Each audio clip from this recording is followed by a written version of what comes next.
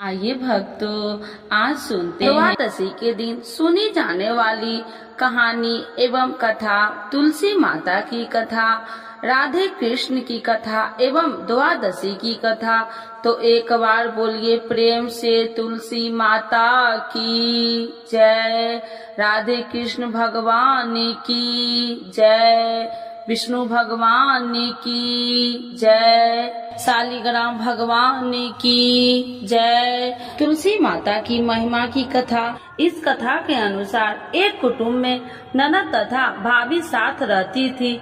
ननद का विवाह अभी नहीं हुआ था। वह तुलसी के पौधे की बहुत सेवा करती थी, लेकिन उसकी भाभी को यह सब बिल्कुल भी पसंद नहीं था।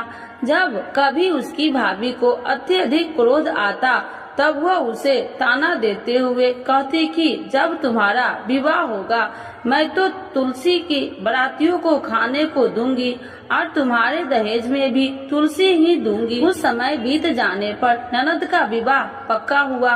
विवाह के दिन भाभी ने अपनी कथनी के अनुसार बारातियों के सामने तुलसी का गमला फोड़ दिया और खाने के लिए कहा। तुलसी की कृपा से वह फूटा हुआ गमला अनेक स्वादिष्ट पकवानों में बदल गया। भाभी ने गहनों के नाम पर तुलसी की मंजरी से बने गहने पहना दिए। वह सब भी सुंदर सोने जवाहरात में बदल गए। भाभी ने वस्त्र के स्थान पर तुलसी का जनेऊ रख दिया। वह रेशमी तथा सुंदर वस्त्र में बदल गया। ननद के ससुराल में उसके दहेज की बहुत प्रशंसा की गई। यह बात भाभी के कानों तक भी पहुंची। उसे बहुत आश्चर्य हुआ। उसे अब तुलसी माता की पूजा का महत्व समझाया। भाभी की एक लड़की थी। वह अपनी लड़की से कहने लगी कि तुम भी तुलसी का सेवा किया करो, तुम्हें भी बुआ की तरह फल मिलेगा। वह जबरदस्ती अपनी लड़की से सेवा करने को कहती, लेकिन लड़की का मन तुलसी सेवा में नहीं लगता था। लड़की के बड़ी होने पर उसके विवाह का समय आता है। तब भाभी सोचती है कि जैसा व्यवहार मैंने अपनी ननद के साथ किया था वैसे ही मैं अपनी लड़की के साथ भी करती हूँ, तो यह भी गहनों से लग जाएगी और बारातियों को खाने में पकवान मिलेंगे। ससुराल में इसे भी बहुत इज्जत मिलेगी। यह सोचकर वह बारातियों के सामने तुलसी का गमला फोड़ देती है, लेकिन इस बार गमले की मिट्टी मिट्टी ही रहती है। मंजरी तथा पत्ते भी अपने रूप में ही रहते हैं।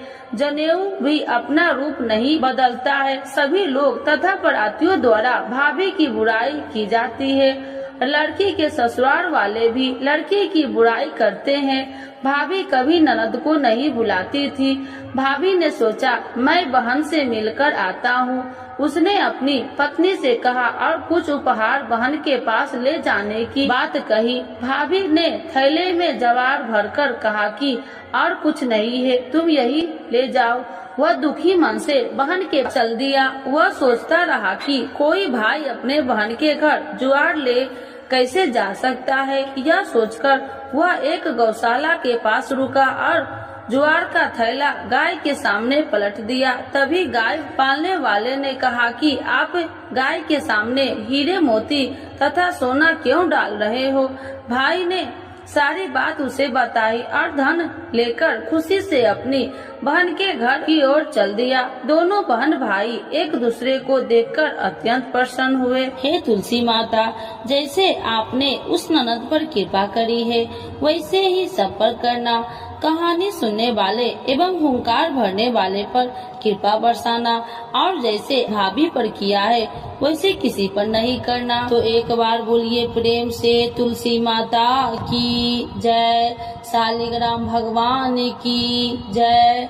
इस कथा के बिना द्वादशी के पारण अधूरा माना जाता है। बरसाने में एक संत की कथा। एक संत बरसाना में रहते थे और हर रोज सुबह उठकर यमुना जी में स्नान करके राधा जी के दर्शन करने जाया करते थे। यह नियम हर रोज का था।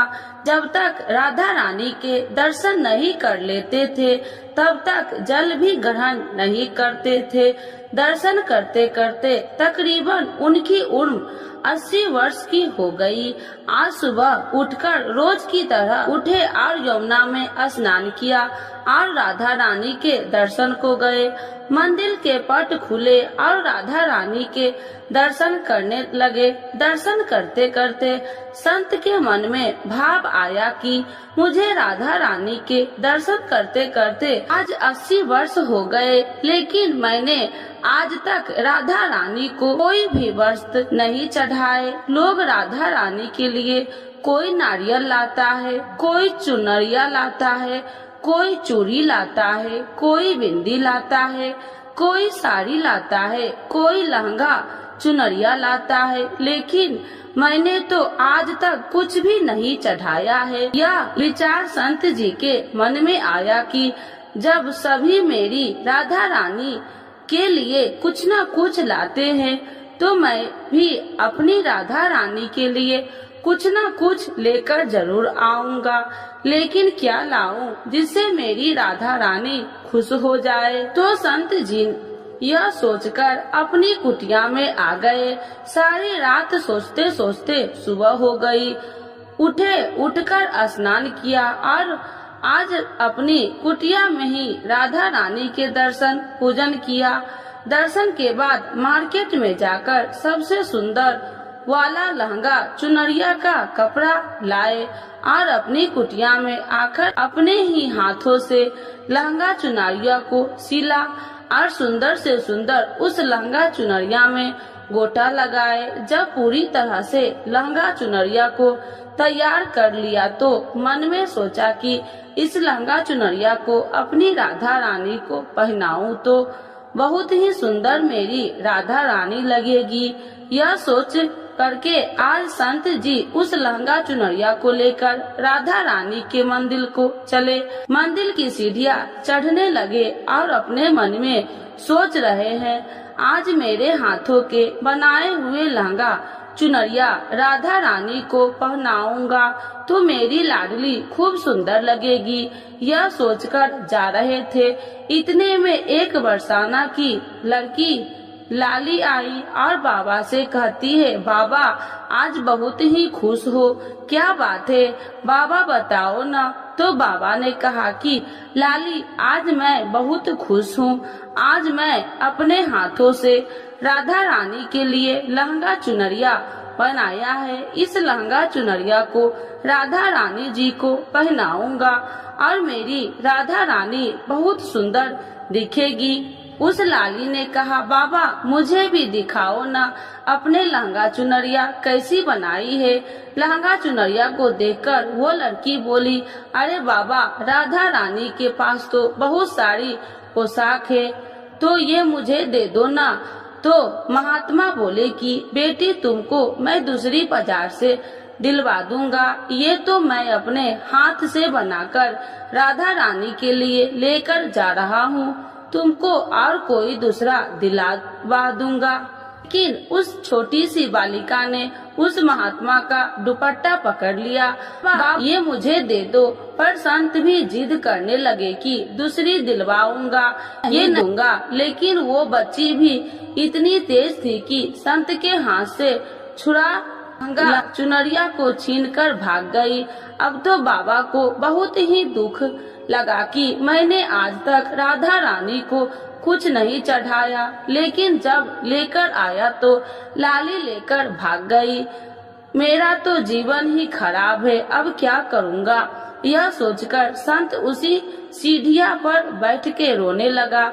इतने में कुछ संत वहाँ आए और पूछा, क्या बात है बाबा, आप क्यों रो रहे हैं। तो बाबा ने उन संतों की पूरी बात बताया। संतों ने बाबा को समझाया और कहा कि आप दुखी मत हो, कल दूसरी लहंगा चुनरिया बना कर राधा रानी को पहना देना, चलो राधा रानी के दर्शन कर लेते हैं। इस प्रकार संत ने बाबा को समझाया और राधा रानी के दर्शन को लेकर चले गए।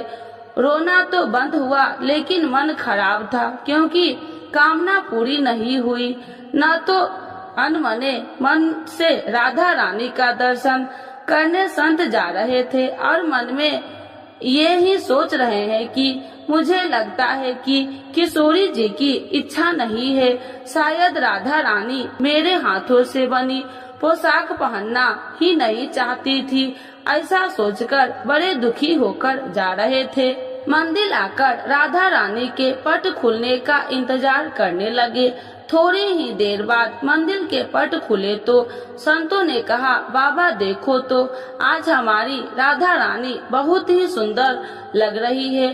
संतों की बात सुनकर के जैसे ही बाबा ने अपना सिर उठाकर देखा तो जो लहंगा चुनरिया बाबा ने अपने हाथों से बनाकर लाए थे वही आज राधा रानी ने पहना था। बाबा बहुत ही खुश हो गए और राधा रानी से कहा, हे राधा रानी, आपको इतना भी सब्र नहीं रहा, आप मेरे हाथों से मंदिर की सीढ़ियां से ही लेकर भाग गई, ऐसा क्यों? सर्वेश्वरी श्री राधा रानी ने कहा कि बाबा, आपके भाव को देखकर मुझसे रहा नहीं गया और ये केवल पोशाक नहीं है, इसमें आपका प्रेम है, तो मैं खुद ही आकर के आपसे लहंगा चुनरिया छीनकर भाग गई थी। इतना सुनकर के बाबा भाव विभोर हो गए और बाबा ने उसी समय किशोरी जी का धन्यवाद किया।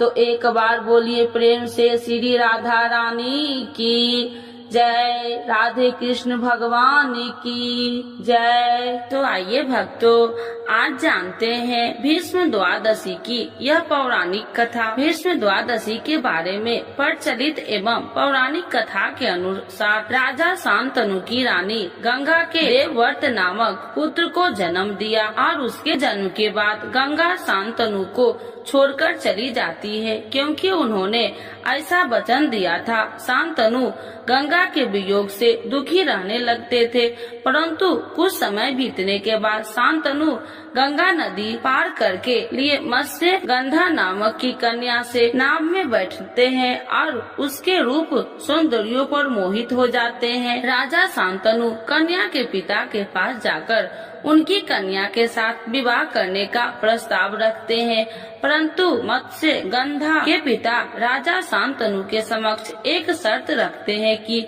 उनकी पुत्री को होने वाली संतान को हस्तिनापुर राज्य की उत्तराधिकारी बनेगी, तभी यह विवाह हो सकता है। यही मत्स्य गंधा आगे चलकर सत्यवती नाम से प्रसिद्ध हुई। राजा शांतनु का यह शर्त मानने से इनकार करते हैं, लेकिन वे चिंतित रहने लगते हैं। देवव्रत को जब पिता का चिंता का कारण मालूम पड़ता है तो वह अपने पिता के समक्ष आजीवन विवाहित रहने का संकल्प लेते हैं। पुत्र की इस प्रतिज्ञा को सुनकर राजा शांतनु उन्हें इच्छा मृत्यु का वरदान देते हैं। इस प्रतिज्ञा के कारण देवव्रत भीष्म पितामह के नाम से प्रसिद्ध हुए। जब महाभारत का युद्ध होता है तो भीष्म पितामह कौरवों की तरफ से युद्ध लड़ रहे होते हैं और भीष्म पितामह के युद्ध कौशल से कौरव जीतने लगते हैं। जब भगवान श्री कृष्ण एक चाल चलते हैं और सिंखरी को युद्ध में उनके समक्ष खड़ा कर देते हैं। अपनी प्रतिज्ञा अनुसार सिंखरी पर शस्त्र न उठाने के कारण भीष्म युद्ध क्षेत्र में अपने शस्त्र त्याग देते हैं, जिसने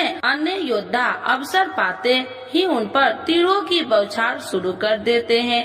महाभारत इस महान योद्धा के शस्त्रशैया पर शयन किया, इसीलिए कहा जाता है कि सूर्य दक्षिणायन होने के कारण शास्त्रीय माता अनुसार भीष्म ने अपने प्राण नहीं त्यागे। सूर्य के उत्तरायण होने पर अपने नश्वर शरीर का त्याग किया। उन्होंने अष्टमी को अपने प्राण त्याग दिए थे। उनके पूजन के लिए ही माघ मास की द्वादशी तिथि निश्चित की गई है, इसीलिए इस तिथि को भीष्म द्वादशी कहा जाता है। भगवान ने यह व्रत भीष्म पितामह को बतलाया था और उन्होंने इस व्रत का पालन किया था, जिससे इसका नाम भीष्म द्वादशी पड़ा। यह व्रत एकादशी के ठीक दूसरे दिन द्वादशी को किया जाता है। यह व्रत समस्त बीमारियों को मिटाता है। इस उपवास से समस्त पापों का नाश होकर मनुष्य को अमोघ फल की प्राप्ति होती है। तो एक बार बोलिए प्रेम से विष्णु भगवान की जय।